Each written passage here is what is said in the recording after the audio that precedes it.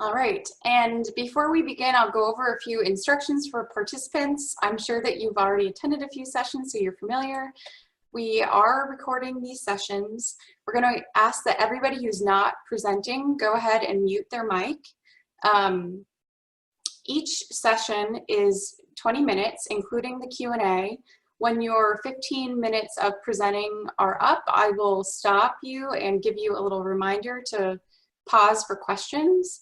We'll be monitoring the chat for questions throughout the presentation, and other people in the session can feel free to unmute themselves and use video during the question and answer period only. So please do go ahead and mute yourselves and turn off your video if you're not presenting so that we can save on some bandwidth. Hopefully you have refreshments nearby as well as restrooms. And just a listening tip is to use a object to keep from multitasking and clicking your mouse around. And a big thank you to our sponsors. All right, Crystal, I'm going to go ahead and stop sharing and turn it over to you. Thanks so much, Casey, and welcome everyone to the session.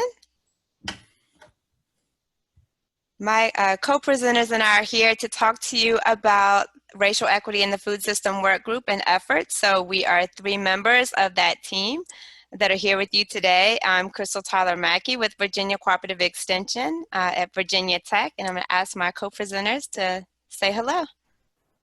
Good morning, everyone. I'm Lindsay Lunsford, and I am at Tuskegee University. Hi, everyone. I'm Lucy Diekman, and I'm with the University of California Cooperative Extension. And we're happy to have all of you here. And so we just, in this virtual space, wanted to ask, who's in the room. So if you would drop in the chat box where you're from and what your connection is to this work. We'll circle back to some of this when we get to the Q&A session.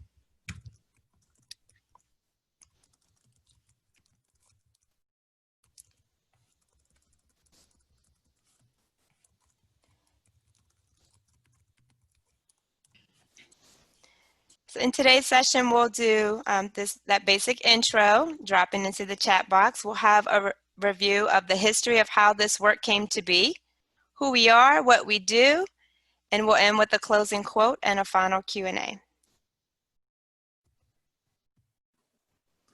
All right, thanks, Crystal. This is Lucy Diekman again, and it's wonderful to see everyone introducing themselves in the chat box. We've got people from all over, which is really exciting. My section of the presentation will be brief. I wanted to briefly describe what the Racial Equity in the Food System, or REFS, work group is, and then talk a little bit about our history and how we got to the point where we are today. And so as you can see on the slide, we are a community of cooperative extension professionals as well as community stakeholders who connect, learn, and collaborate in order to facilitate change both inside our institutions as well as externally in order to build racial equity within the food system. And Crystal, do you mind changing to the next slide? And this slide again just sort of reiterates our strategy that we aim to facilitate food system change towards greater racial equity through connection, learning, and then ultimately collaboration. And next slide. And so we are a group that is about 5 years old at this point, although we've taken various twists and turns along our path. We got our start in the fall of 2014 when the Community, Local, and Regional Food Systems E-Extension Community of Practice, which Brian, who popped in earlier, was an early leader of, when that group held a conference that included a half-day training by the People's Institute for Survival and Beyond on undoing racism. And so one of the follow-ups from that conference was to ask people who had attended, were there any topics that they were interested in continuing to work on or discuss? And one of those options was Undoing Racism. As a result, in our first 2 years, we did some follow-up conversations. We did a survey of people who had expressed interest.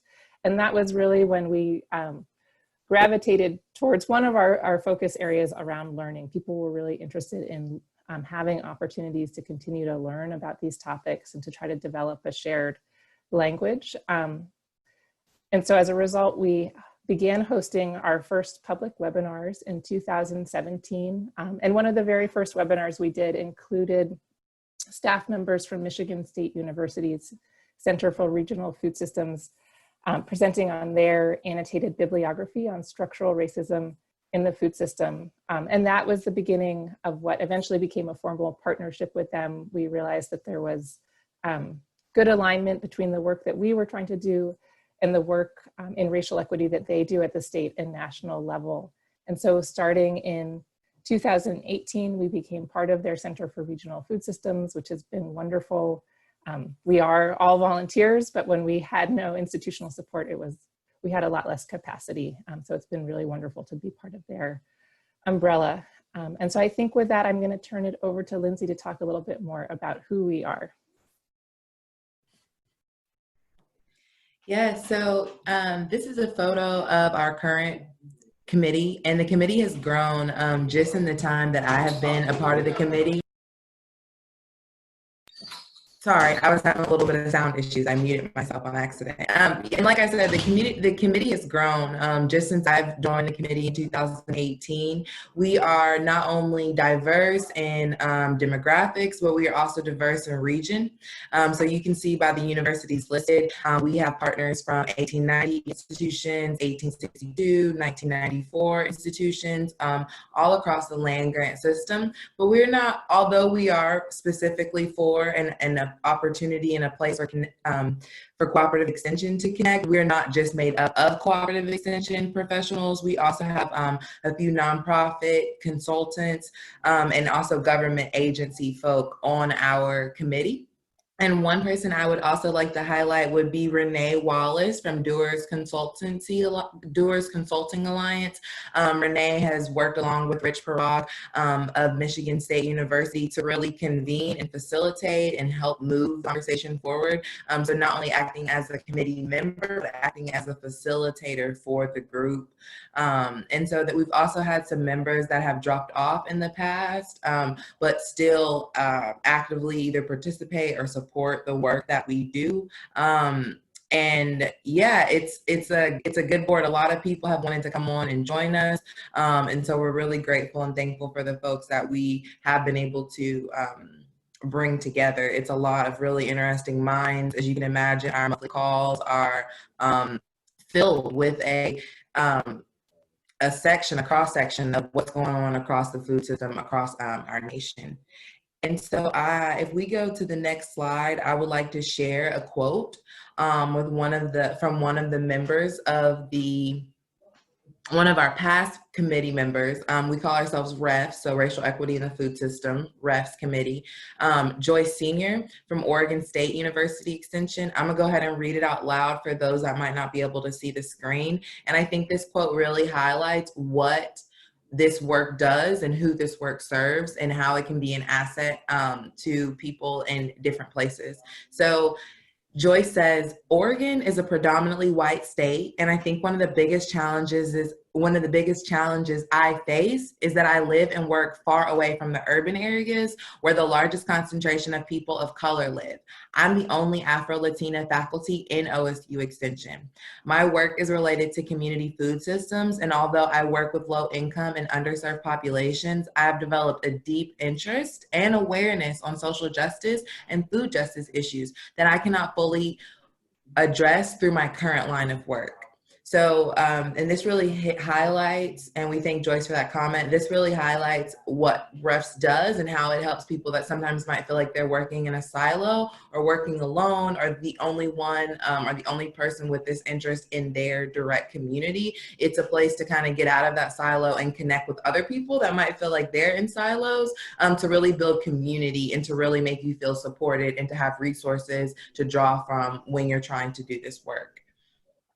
And just my own personal experience being a part of the group and growing with the group is just being able to see how these issues, although they're unique to every locality, how common they are and how far reaching and widespread they are throughout the extension system. And I'm going to turn it back over to Crystal so she can share a little bit more about, we've told you why and who, but a little more about what we do. Great. Thanks, Lucy and Lindsay. So one of the biggest parts of the work and ways that we disseminate some of the information is through webinars. And the refs group did a national survey of the webinars that have been presented so far, though it was implemented prior to the most recent, which was in April.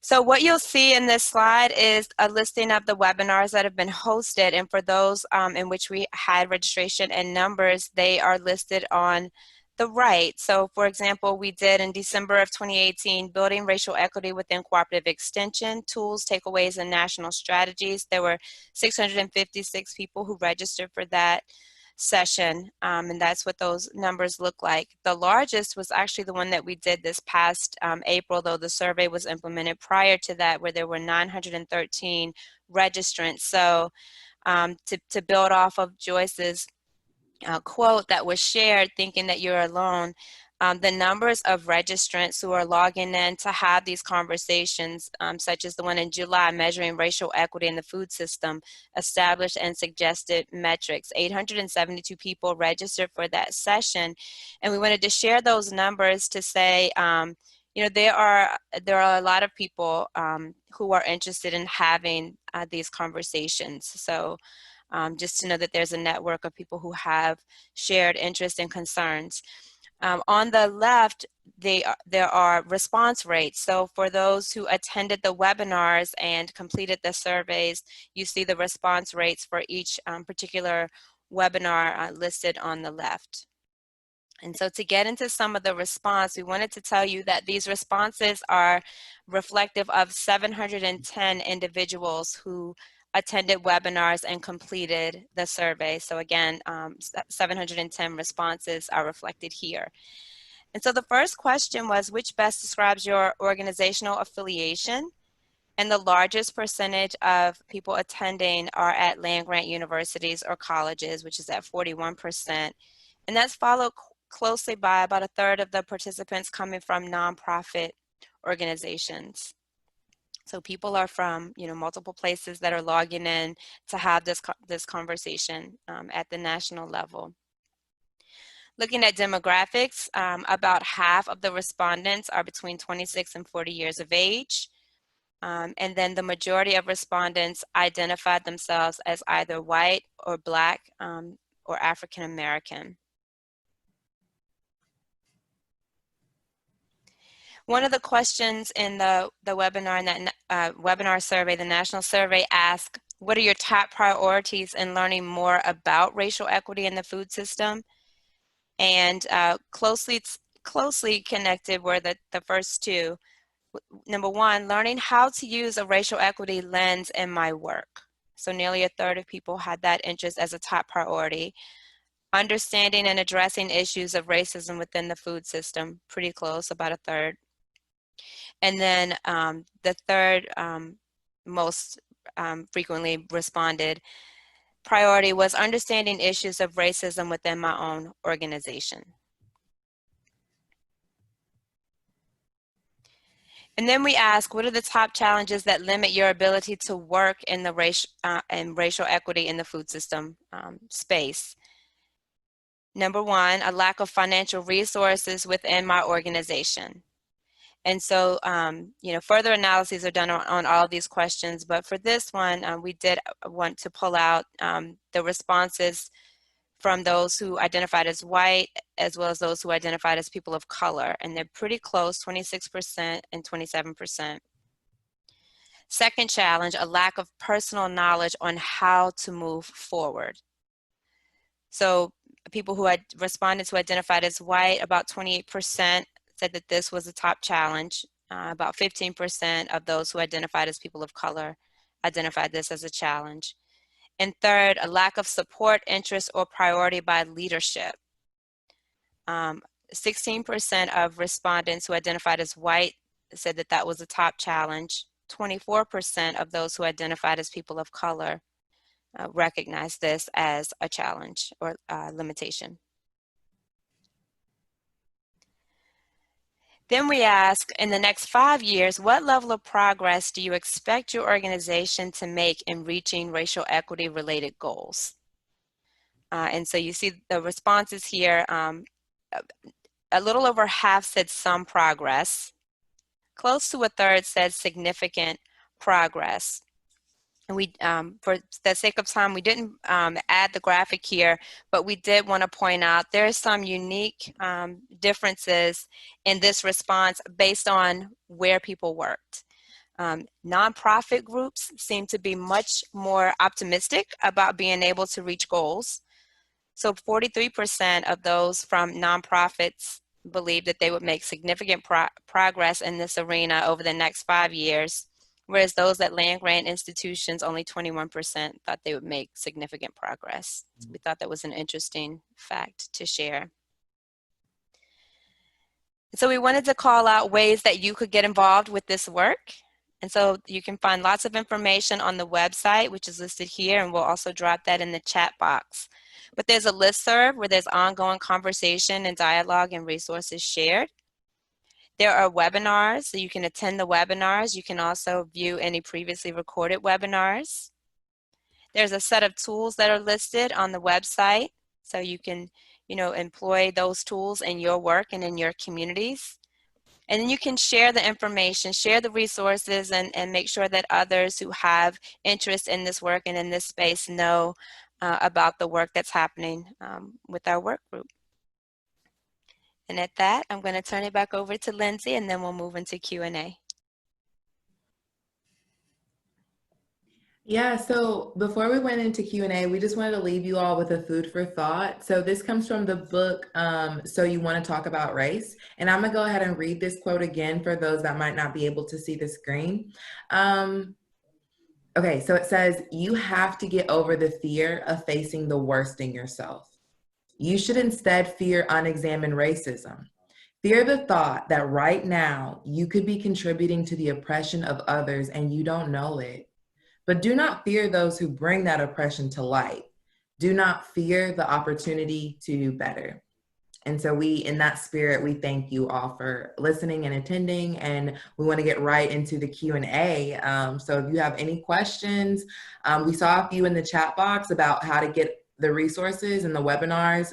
So please check that out for a link to our website. Under the resource tab, you can find all the webinars.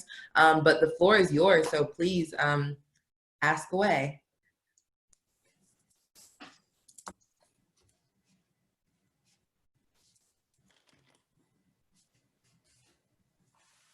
And if you feel more comfortable asking in the chat box, go ahead and put your question in the chat box. We will read it, and my co-host and I will try our best to answer.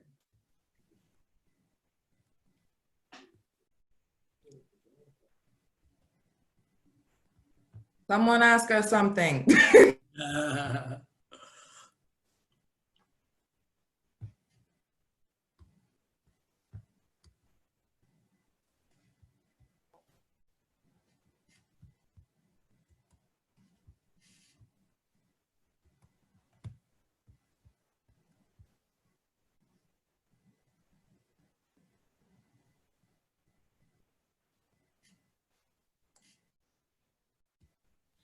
Lindsay, Okay. there is a question. Oh, I'm sorry, you may have seen it.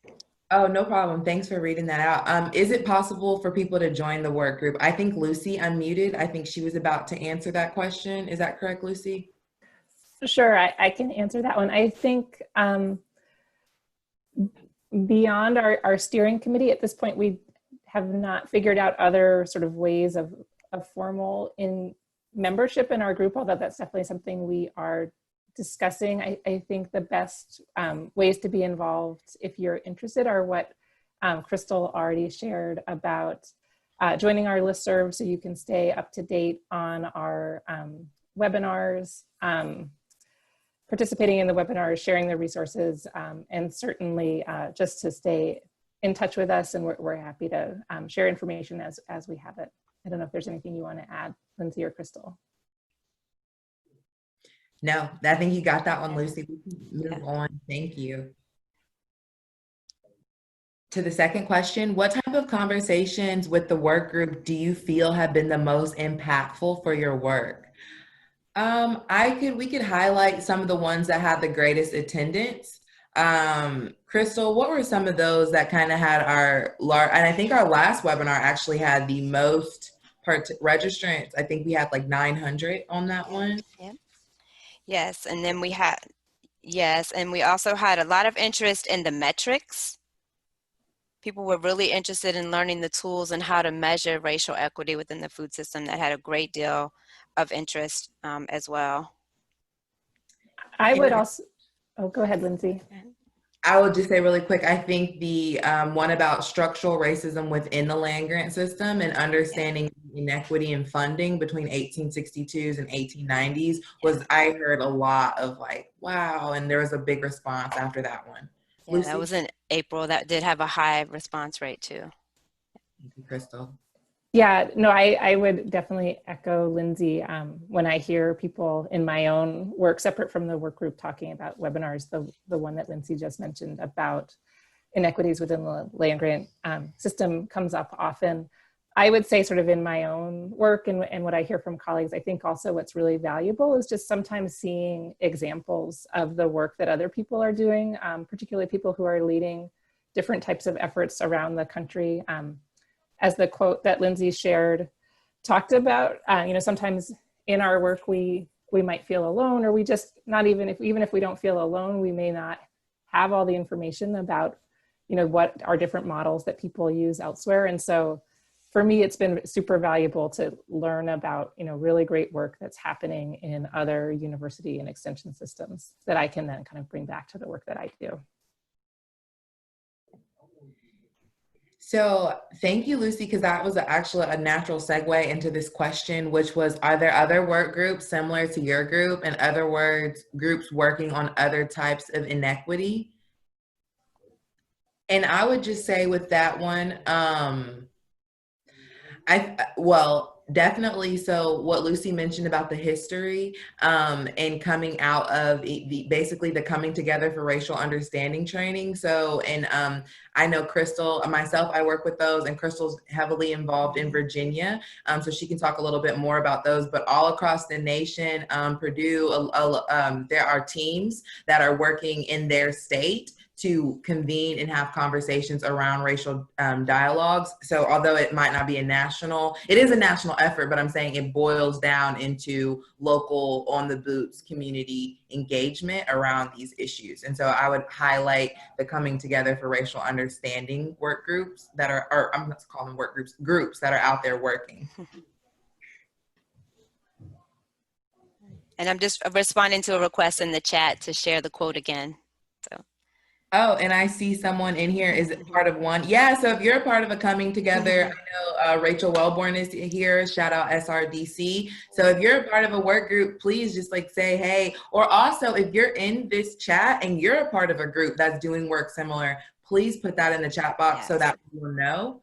And I see we have a quote, the system isn't of equals, but of big brother, sister, and younger siblings. So I think that Mr. Fisher or Stewart, I think that is referring back to the inequality in the land grant system.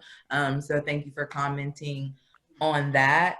And Rachel said we have 26 states involved in coming together for racial understanding. So that's over half the nation right there.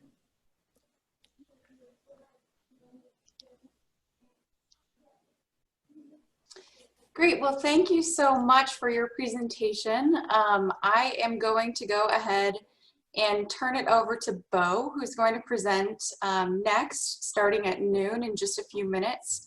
His presentation is titled Opportunity Zones, Building Capacity in Economically Distressed Rural Areas.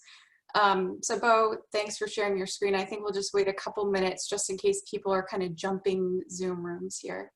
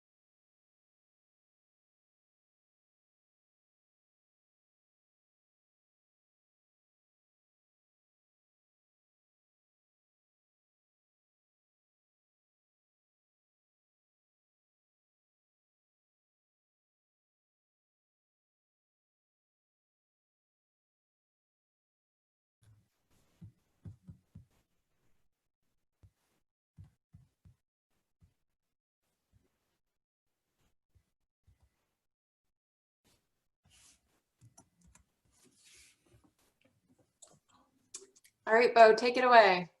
Hey, good morning, everybody. I assume you're all in the morning. I'm here. Thank you so much for the opportunity to speak with you about a program we have at Purdue called Opportunity Zones. Before I do that, though, I do want each of you to, I'm going to pose a couple of questions. We're not going to answer them or talk about them now, but maybe at the end, if we have time, we'll see how well you've done. So the first question is, how many opportunity zones do we have in the United States at present? And I've given you 5 different options, and hopefully E will not be the dominant one. I have no idea, but anyway, see if you can look at this and very quickly jot down the letter you think most closely approximates how many opportunity zones we have in the country. So the second thing is, opportunity zones were selected by each of your state governors. Did they have to have a poverty rate of over 20% to be able to be even qualified or to be considered for opportunity zones? So did they have to have a poverty rate of over 20, true or false? I'm going to say that's a statement. They had to have 20%, and let me know if you think it's true or false. So again, we're not going to answer these now. Don't look at Google while I'm talking, please, so you can get those answers. Hopefully we can have a good time at the end talking about it. So here's what the outline of my presentation. Very briefly talk about opportunity zones. Many of you probably know about it, so I didn't want to spend much time dedicating time or resources to that particular topic unless you have questions at the end. I want to talk specifically about the Rural Opportunity Zone program we launched in Indiana and some of the key steps we undertook. And by the way, I want to acknowledge Julie Rigorich and Melinda Grissom, two of my colleagues at the Purdue Center for Regional Development, who were instrumental in helping work on this program as well. And I'm going to talk a little about what's next for us in this effort, and then hopefully have time for questions and comments. So simply put, opportunity zones is an effort to try to attract private sector investment in underserved areas of the country in hopes that this would somehow resurrect or jumpstart these economies. And there are, as you probably know, some tax advantages for those who are able to invest resources in these opportunity zones. Indiana, the governor identified 156 opportunity zones that were recommended and approved by the U.S. Treasury Department. We found that 46 of these met what we call the rural definition. In this context, what we mean by that is what we typically refer to as non-metropolitan counties. These were embedded in counties that met the non-metropolitan definition. And that's how we began to give focus to it. When we found out about the number that were rural, we decided to put together an application to USDA Rural Development under their Rural Business Development Grant program. And luckily, thank goodness, last year we were able to get funding by USDA Rural Development to help jumpstart, to help advance our work in opportunity zones in rural Indiana. When did this happen? Just about, frankly, about a year ago, we launched what we have fondly called Rosie in Indiana. And the intent initially was to really focus attention on those particular opportunity zones. By the way, these are census tracts, okay? Census tracts that are located in rural Indiana, but had these kinds of issues. One, they tend to be overshadowed by the urban focus. Not unusual, urban areas tend to get most of the attention when it comes to economic development at the expense of these rural areas. Second of all, a lot of the rural areas in Indiana and elsewhere simply have not been able to fully recover from the Great Recession. The Great Recession of 2007 through 2009. So that's the second reason why opportunity zones were deemed to be important to our state. And finally, if we don't do something about it, about rural opportunity zones or rural areas that have been left behind, the chances are even greater that they will farther and farther behind. The gap between urban and rural will continue to intensify.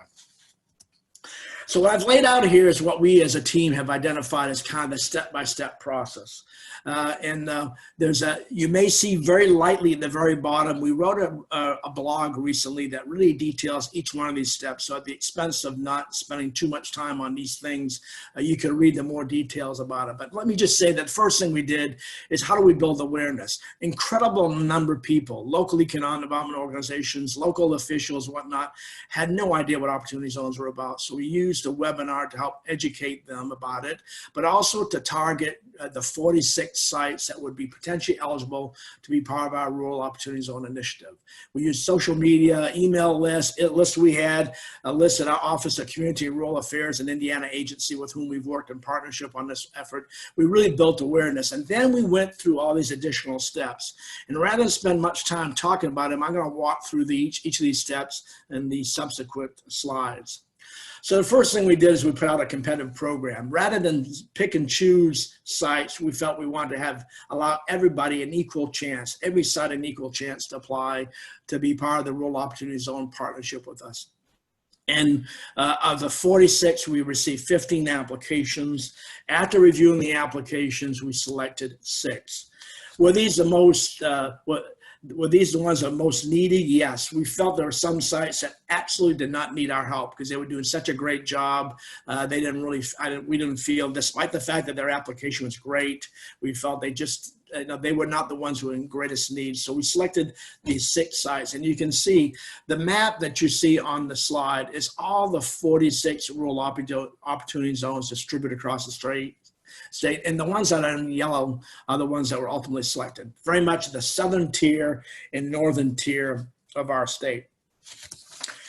The first thing we did once these were selected is to say, you really want to establish a rural opportunity zone. Being good community development practitioners, we felt, whatever you do in rural opportunity zones, whatever kind of investment is needed, we want this to be driven by local voices, not by external parties, but by local people who've made decisions about what they felt were the most critical investments. So we wanted to make sure it was also inclusive, a variety of different entities, not just local government, but in economic development groups, but a host of other entities that also would have a stake in the future of their community. So we recommended they create and organize a rural opportunity zone, and that's who we began to really work with on a day-to-day basis.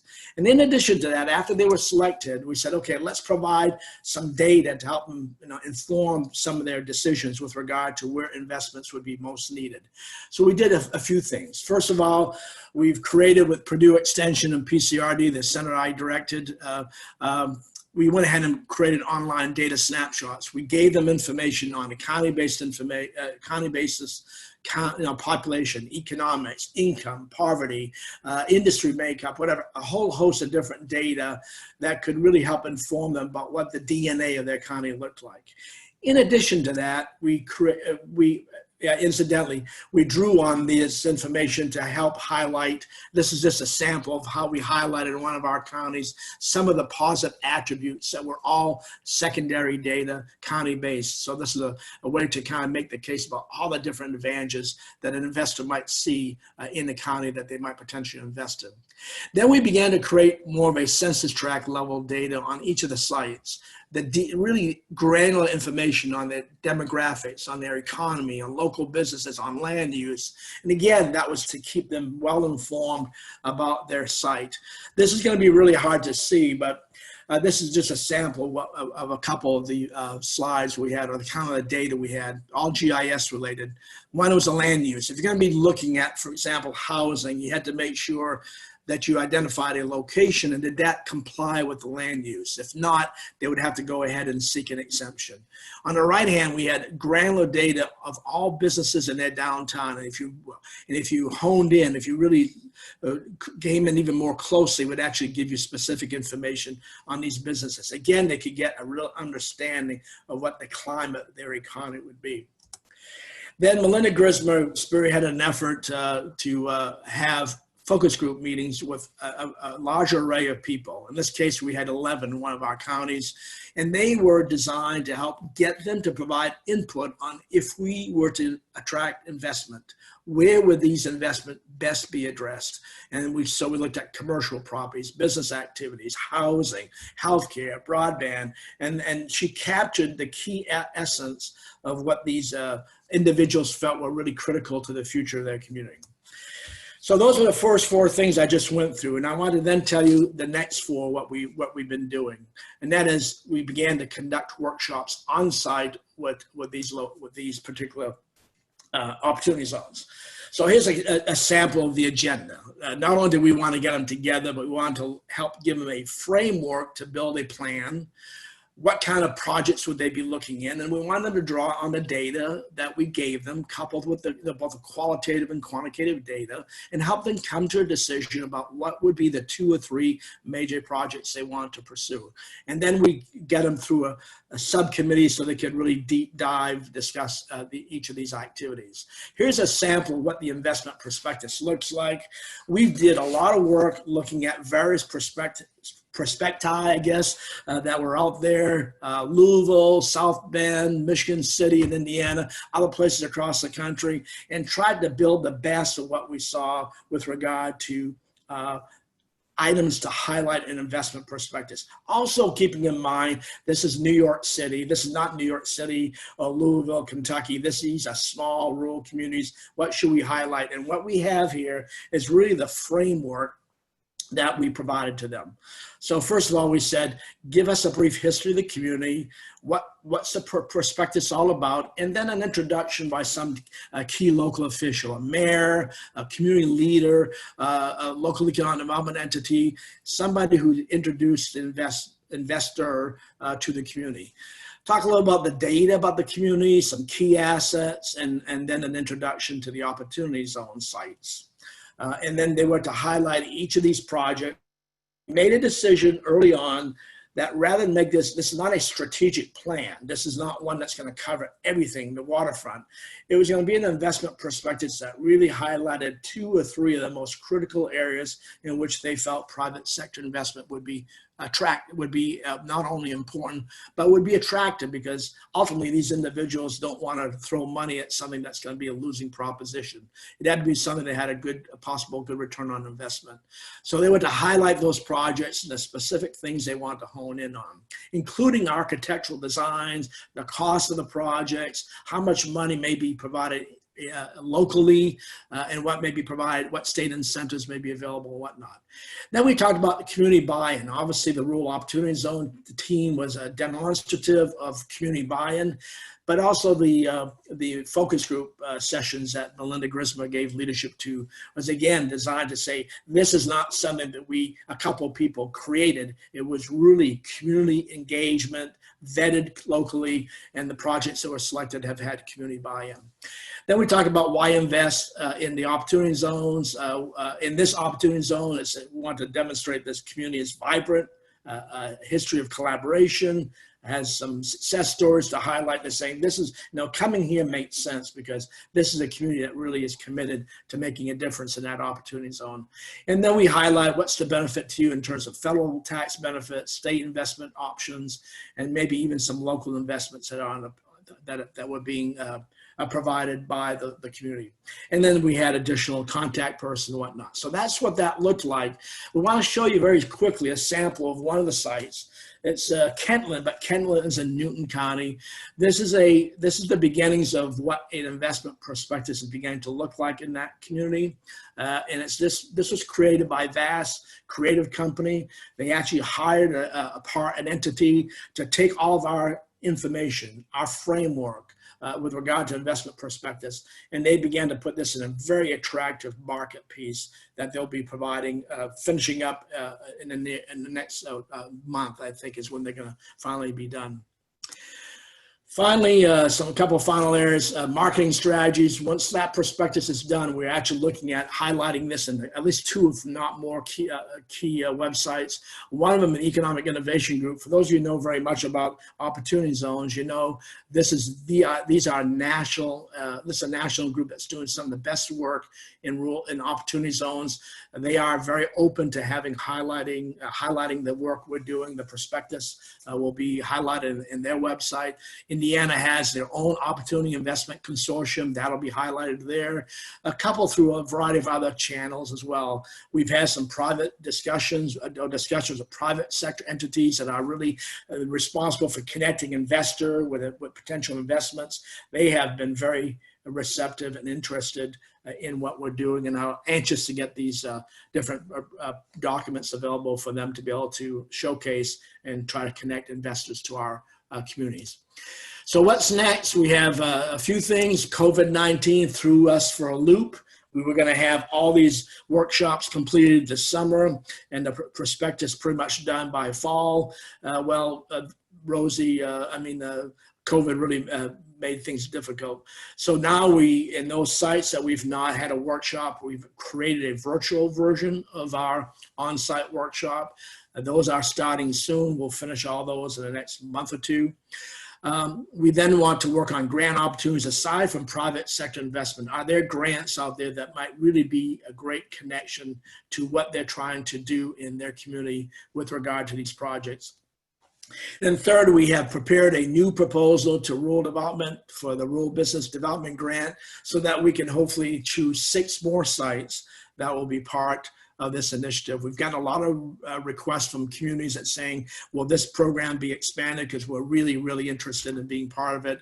And we're just awaiting word now as to whether we've been selected to do that. So we're ready for some questions. But before I do that, do I have time to see how many of you did a great job with the questions, answering those first 2 questions? Do I have time to do that?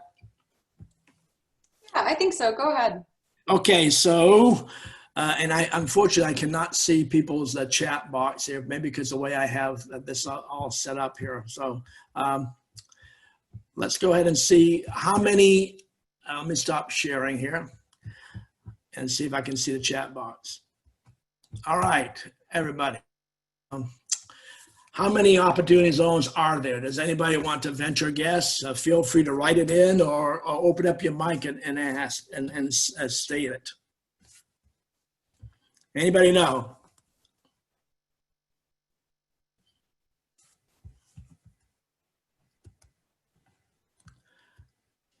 Hundreds, yeah, hundreds is good. That's pretty close. Anybody else?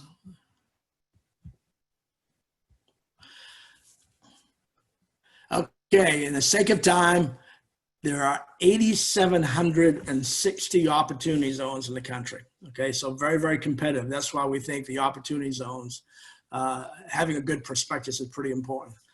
Second question, all opportunity zones had to have a poverty rate of 20% or more. Does anybody agree? If you say agree, say yay, or say no. True or false?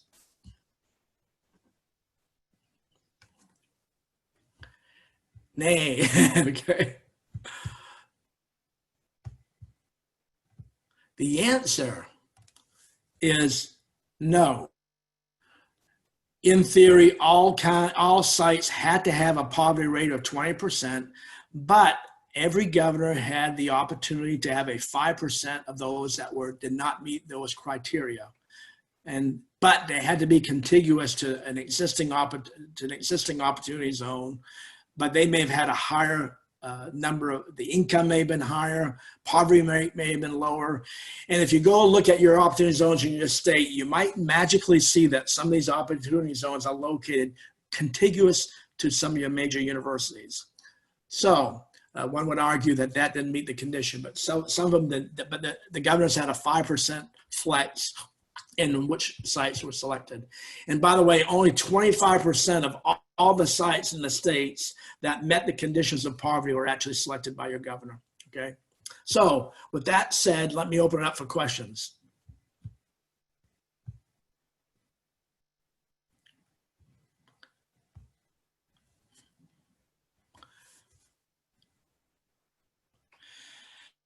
What adaptations might be needed and given COVID impacts? And by the way, Melinda and Julie and I, we have tons of materials. You know, we have a detailed synopsis of the workshop, how to lay it out step by step. We have worksheets, whatnot. Anybody who's interested, please write to us. My email is pretty easy, ljb@purdue.edu. It's probably on the. I tell you what, I'm going to go ahead and share my screen again so that you can have a chance to see that. I don't know if Melinda. I can put it in the chat too. Yeah, Melinda, if you, I can't see the chat, so I don't know if you would be willing to just repeat any questions you may have here. I mean, there may be there.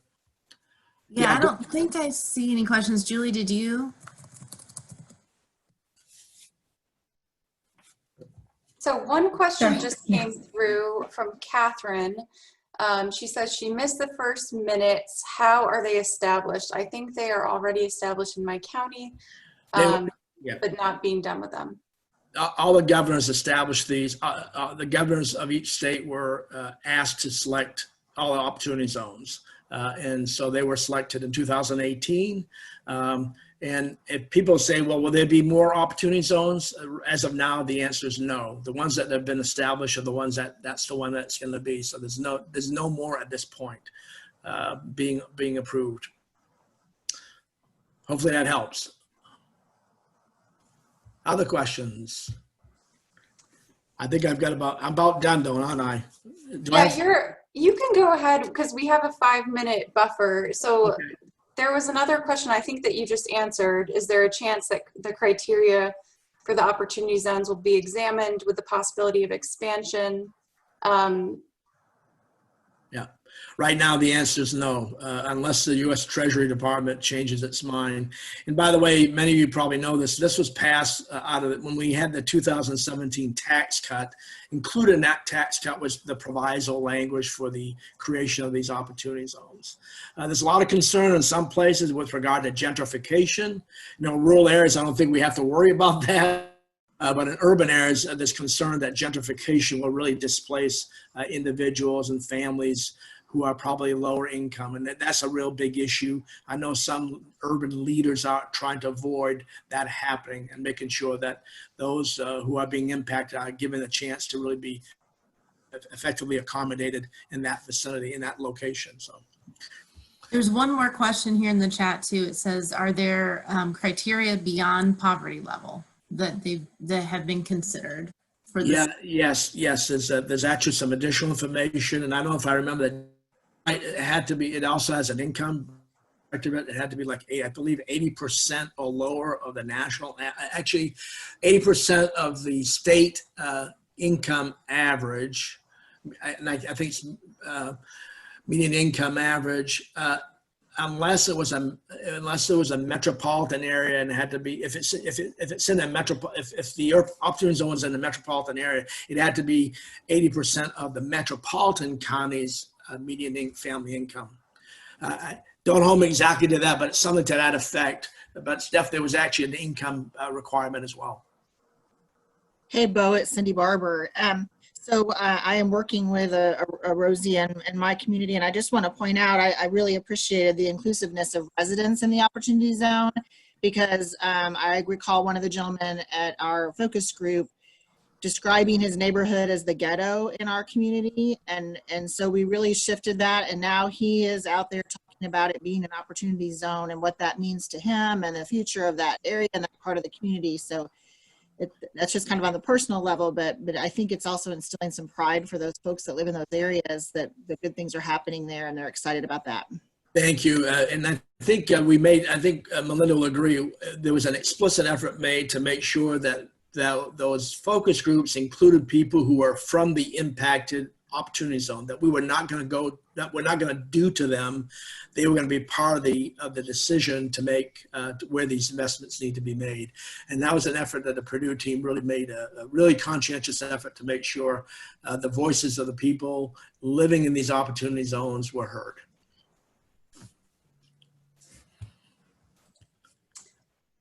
All right, great. Thank you so much for your presentation. Thank you so much, everybody. All right, so our next presentation for this session is titled, I Can Do This, How Grant Writing Builds New Futures for Small Communities. And this is presented by Nancy Daniels and Cindy Evans at Kansas State. So Nancy, I will turn it over to you so you can share your screen. And yeah, we're right about at 12:24, so maybe hold a minute just to let people come in the room if there are people still hopping around. Are you seeing the presentation screen? Yes. The correct screen? Yes. Okay, so what time did you say, Casey? 12:25, one more minute. Okay, thanks. Thanks, Casey, too, by the way. Thank you.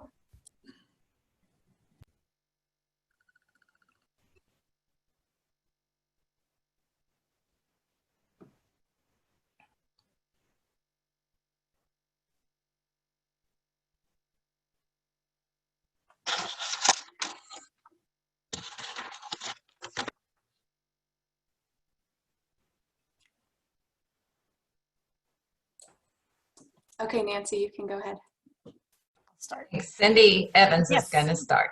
Okay, good morning. Thank you for joining us. I'm Cindy Evans, a local unit director in Kansas. I work in Shawnee County, which has a population of 175,000 and is home to the capital city, Topeka, with a population of 125,000. I've come to believe that grant writing is like a game of matchmaking. While you could submit countless applications to an array of would-be partners, you could instead narrow your search a bit like Match.com.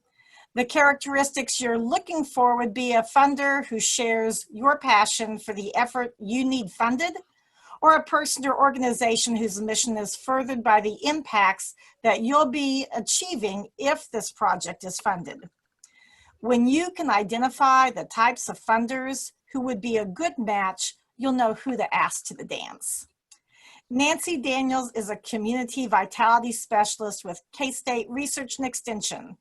Nancy has taught grant writing workshops at 43 locations across Kansas over the last 3 years and has empowered participants to write the grants necessary to build the communities they dream of.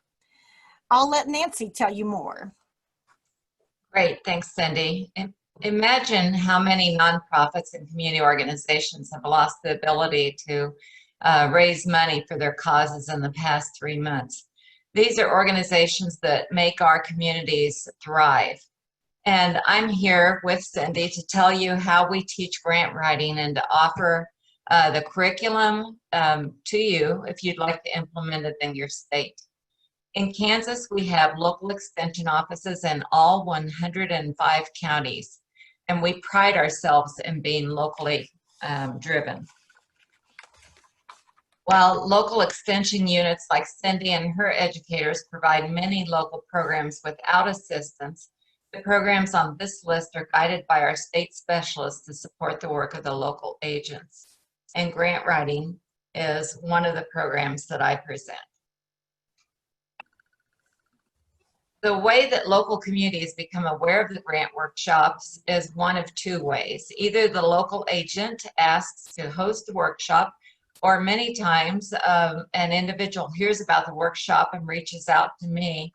But either way, the first thing that I do is go back to that local agent to be the host and provide the local arrangements. And in my mind, that's key to our success.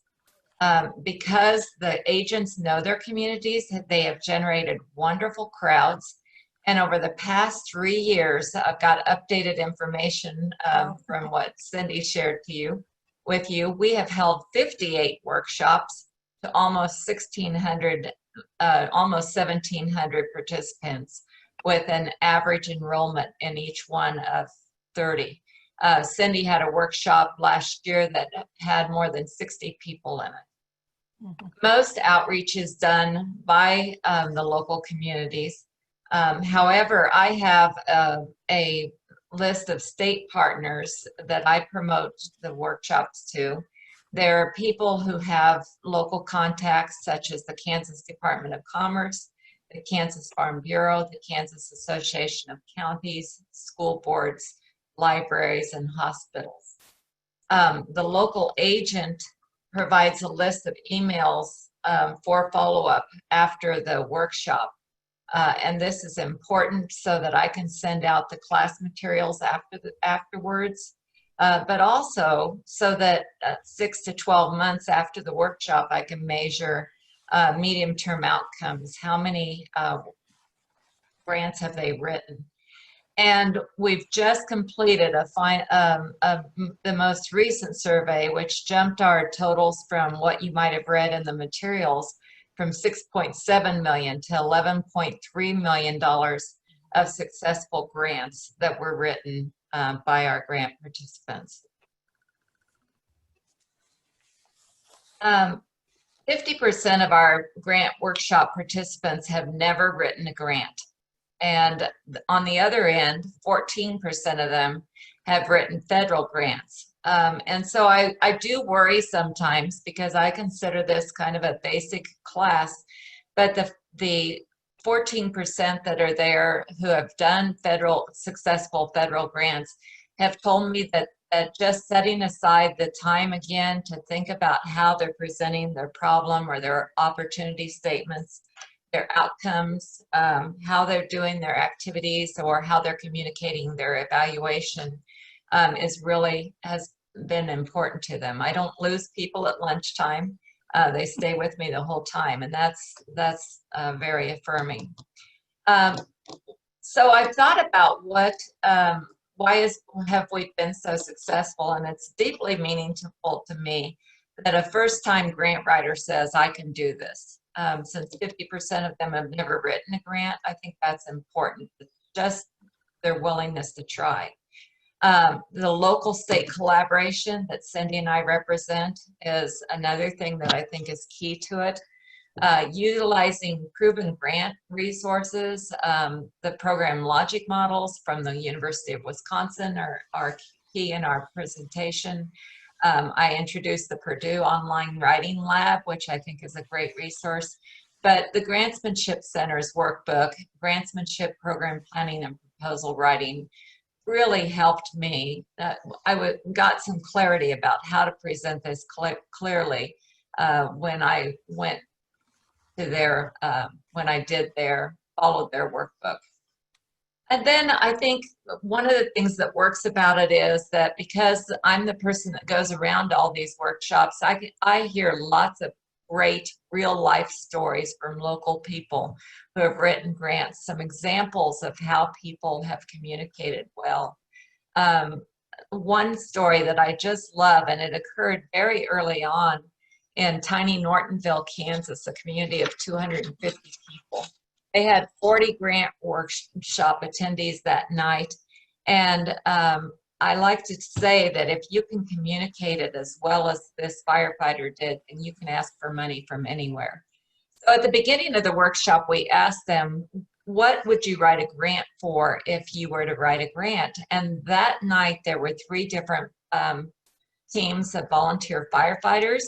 And they said, we would want air packs. Now, we go around the room, 40 people, all say what they would write grants for. And in your own head, you're thinking, I don't know, why do you need air packs?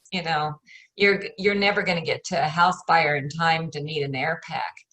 And so by the end of the grant workshop, the Perry Fire Department chief, I was looking over his shoulder and said, would you share to the group what you've written here about what's your problem, what's your outcome, what's your activity, how will you evaluate it? I mean, who will benefit? I think it was the logic model actually that helped him the most to communicate this.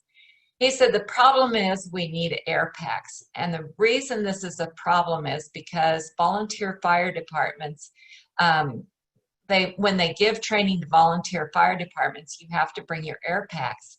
Without air packs, we're not getting training.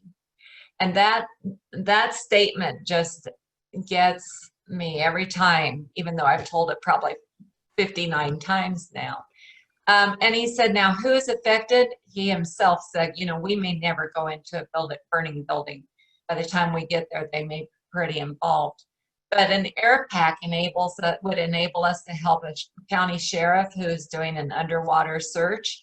It might enable us to help the grain operator or a local farmer if there was a grain bin implosion.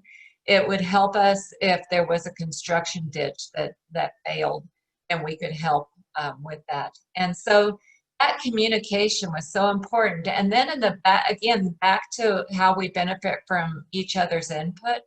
One of the people at the back of the room said, I am the city clerk for a tiny village in Jefferson County.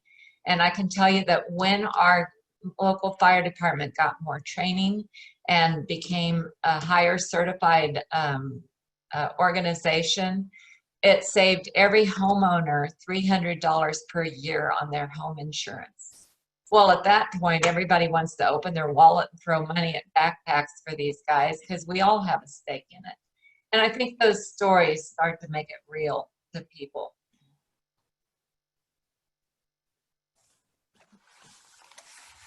I think I went too far.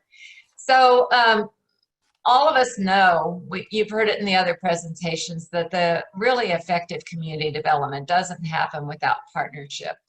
And so when we do our local workshops, we try to have, whenever possible, we try to have the director of the local community foundation in the room so that the director can give information about their funding and their funding cycles.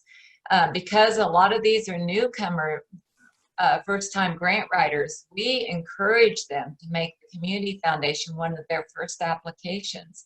And we model for them that this is a real person with real volunteers who are making these decisions. Get to know them, talk to them about your ideas. Cindy's going to tell about their partnership. When I was ready to promote the workshop, I reached out to the Topeka Community Foundation, and as Nancy said, it's a foundation's foundation.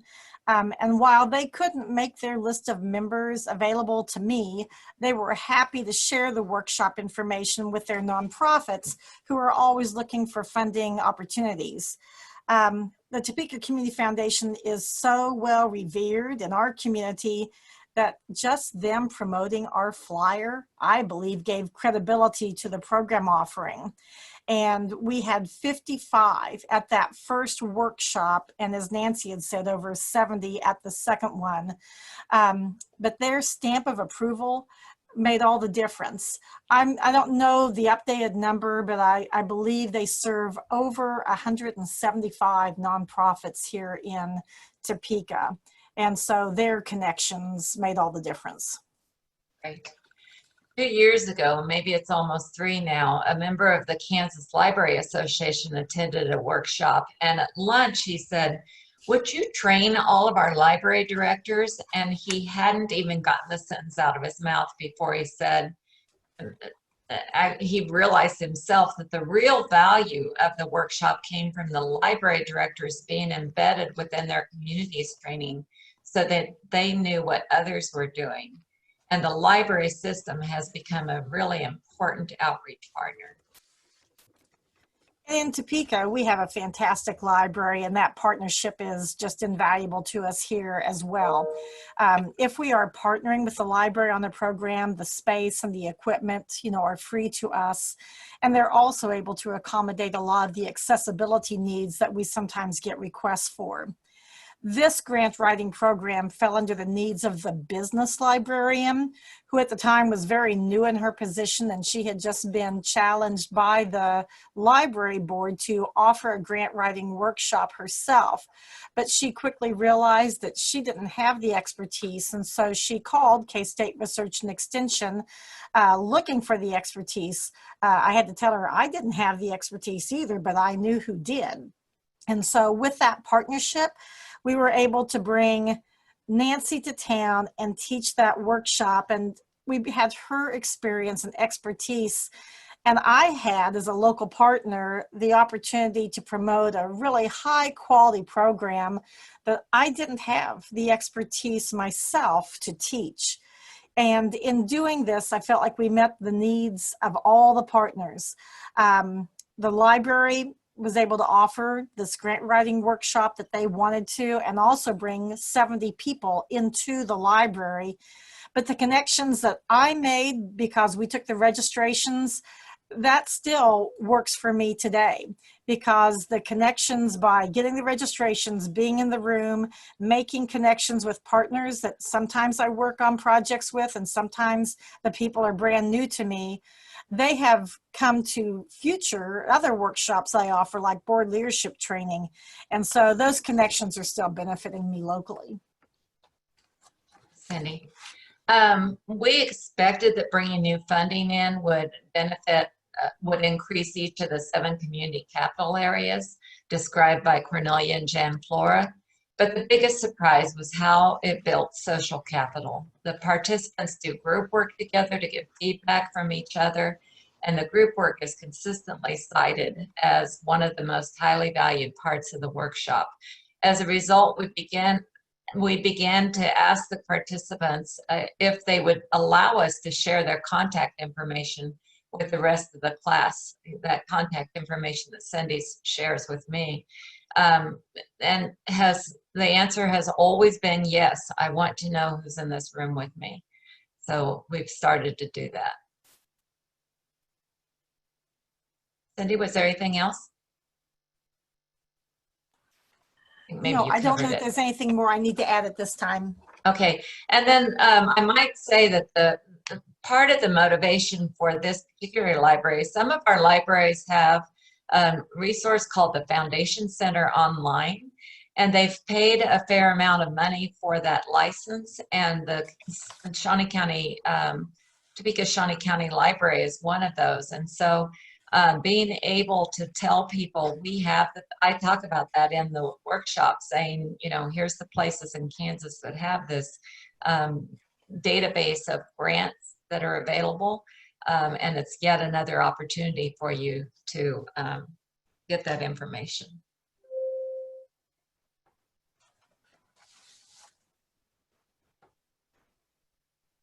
So we're in the process of putting our grant workshops online in the K-State Global Campus system. The workshop fee is expected to be $50 per person. I might mention, it occurred to me while I was listening to the other workshops this morning that probably I should have said that one of our elements for success is the low cost. The libraries expected us to offer them for zero cost, even though we offered lunch, because they, you know, as a public institution, if they were going to advertise it in their organization, they needed them to be free. So I think the most expensive one we've had for those 1,600 people who participated was $30, but it's going to go up to 50, both for in-person and for the online system. When it's taught online, it will be synchronous and asynchronous teaching with participants, obviously from their own homes. And certainly there's no reason that somebody from Columbus, Mississippi couldn't participate just as easily as Columbus, Kansas. As we design the course, I will still place high value on our ability to retain the aspects of building that local social capital that Cindy spoke about. Those Zoom rooms and so forth that we're learning how to use will be important. So even though a person from Kansas could easily learn from somebody who's in Minnesota, I really think that collaboration of communities makes the benefit exponential. So if you'd like a copy of any of these materials or information about the online course, please send me an email. And with that, I'm ready for any questions.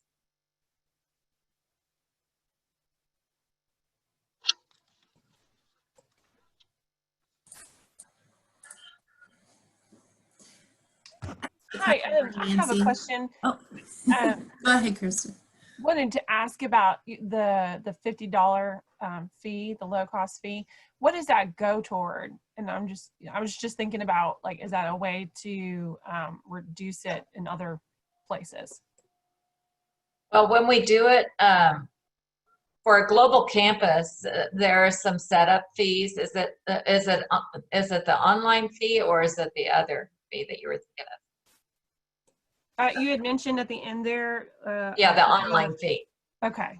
Yeah, the online fee, there's a setup cost, and then there's a just a participation role that our internal organization requires for global campus.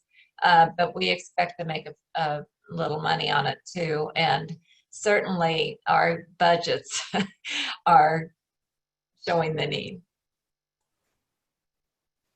Locally, when we offered it out here, I charged 25, but being at the library, everybody's going to need to eat lunch. When I have a group of 70, you don't really want them leaving and coming back. But almost all of that was, you know, probably almost all of it, but maybe $5 was used up in the food for morning refreshments. It's a 9:30 to 3 o'clock kind of program. So we need to serve something in the morning as well as something at lunch. And then the rest was for materials, you know, folders and such like that. So Nancy and Cindy, there's another, we have just another minute, but there's another question. How much of your program is instruction versus hands-on? A great deal of it is instruction. I would say probably 80%, wouldn't you, Cindy? Maybe even, yeah. We probably spend an hour. We spend from 9:30 to 3:30, and we probably spend an hour in small groups in the morning and the afternoon, half an hour each. And then there's lunchtime. And as Cindy said, an important part of it is to have lunch at the site so that we don't lose people. We don't have all that lag time in getting back engaged. Yeah. Okay, and just a few last questions. Are the participants working through a specific grant during the session? And then just a clarifying question, are the sessions free if they're in person versus online? No, they're not free in person because they're providing lunch and they are providing all those copies. We have about 100 copies of things for each participant. I think we're going to increase it to $50 for either kind, but we haven't started the online yet. So that'll be quite a jump in our rates. Let's see, what was the other part of the question, Casey? The other part of the question was, are the participants working through a specific grant during the session? So when in the morning and in the afternoon, I have a grant worksheet that gives them what's your problem, your outcomes, your activity, and your evaluation. And because a lot of these folks have never written a grant, I mean, in fact, it was a revelation when I started that I needed to show them what a grant looked like. And so they don't have anything to work on. And so they'll there's usually somebody in every group that has something to work on and they can give feedback to others about, or, you know, a person who doesn't have a grant to work on can say, you know, that's not compelling yet. What's the real thing that you're trying to solve? And they do work in the small groups. So I think with Nancy, like I had some people from our local Parks and Recreation came, there's 5 or 6 of them. They worked together because they had some ideas and collectively they could really move it forward. And then sometimes people from city government will get together, might be 2 or 3. So she doesn't identify the groups, but there's usually, I'd say 3 to 6, you know, in groups. And they come up, somebody always has an idea or project. That's what's brought them to the workshop to begin with. And if they don't personally have one, they help others work on theirs. All right, well, great. Thank you so much, everybody, for your great presentations. And thank you all for your participation in this session. I will give you a reminder, we have a short break for lunch until 1:30. We will reconvene for awards and for the cap note session. And I'm happy to stay on a few more minutes to keep the Zoom on if anybody has any last minute questions or connections that they want to make. Thank you all.